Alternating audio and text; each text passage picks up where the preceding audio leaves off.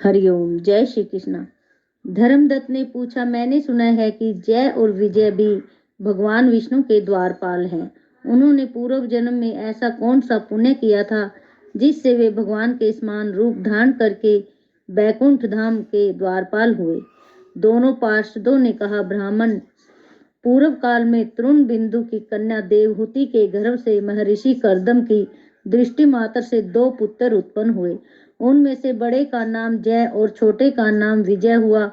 पीछे उसी देवहूति के गर्भ से योग धर्म के जानने वाले भगवान कपिल उत्पन्न हुए। जय और विजय सदा भगवान की भक्ति में तत्पर रहते थे। वे नित्य अष्टाक्षर मंत्र का जाप करते और वैष्णव व्रतों का पालन करते थे। एक समय राजा मरुत ने उन दोनों को अपने यज्ञ में बुलाया। वहां जय ब्रह्मा बनाए गए और विजय आचार्य। उन्होंने यज्ञ की संपूर्ण विधि पूर्ण की। यज्ञ के अंत में अवभृत स्थान के पश्चात राजा मरुत ने उन दोनों को बहुत धन दिया। धन देकर दोनों भाई अपने आश्रम पर गए। वहां उस धन का विभाग करते समय दोनों में परस्पर लाग डांट पैदा हो गई। जय ने कहा, इस धन को बराबर बराबर बांट लिया जाए। विजय का कहना था, नहीं, जिसको मिला है वह उसी के पास रहे। तब जय ने क्रोध में आकर लोभी विजय को श्राप दिया, तुम ग्रहण करके देते नहीं हो, इसलिए ग्राह अर्थात मगरमच्छ हो जाओ। जय के शाप को सुनकर विजय ने भी शाप दिया, तुमने मद से भ्रांत होकर शाप दिया है, इसलिए तुम हाथी की योनि में जाओ। तत्पश्चात उन्होंने भगवान से शाप निवृत्ति के लिए प्रार्थना की। श्री भगवान ने कहा, तुम मेरे भक्त हो, तुम्हारा वचन कभी असत्य नहीं होगा। तुम दोनों अपने ही दिए हुए इन शापों को भोग कर फिर से मेरे धाम को प्राप्त होंगे। ऐसा कहकर भगवान विष्णु अंतर्ध्यान हो गए। तदंतर वे दोनों गंडकी नदी के तट पर ग्राह और गज हो गए। उस योनि में भी उन्हें पूर्व जन्म का स्मरण बना रहा और वे भगवान विष्णु के व्रत में तत्पर रहे।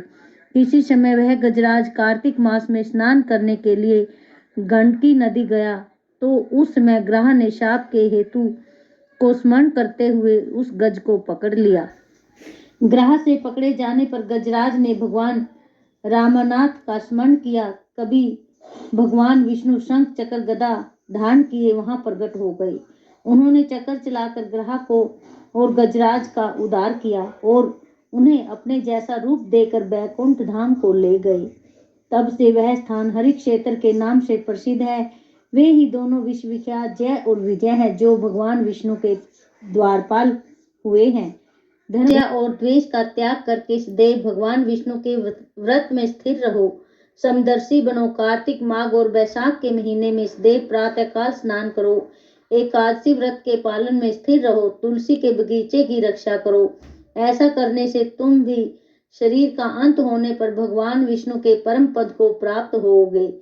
भगवान विष्णु को संतुष्ट करने वाले तुम्हारे इस व्रत से बढ़कर न यज्ञ है, न दान है और न तीर्थ ही है। विप्रवर, तुम धन्य हो जिसके व्रत के आधे भाग का फल पाकर यह स्त्री हमारे द्वारा बैकुंठ में लाई जा रही है।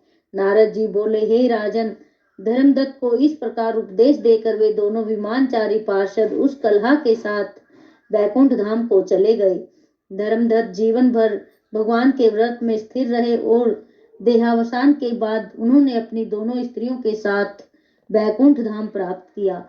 इस प्राचीन इतिहास को जो सुनता है और सुनाता है वह जगत गुरु भगवान की कृपा से उनका सानिध्य प्राप्त कराने वाली उत्तम गति को प्राप्त करता है।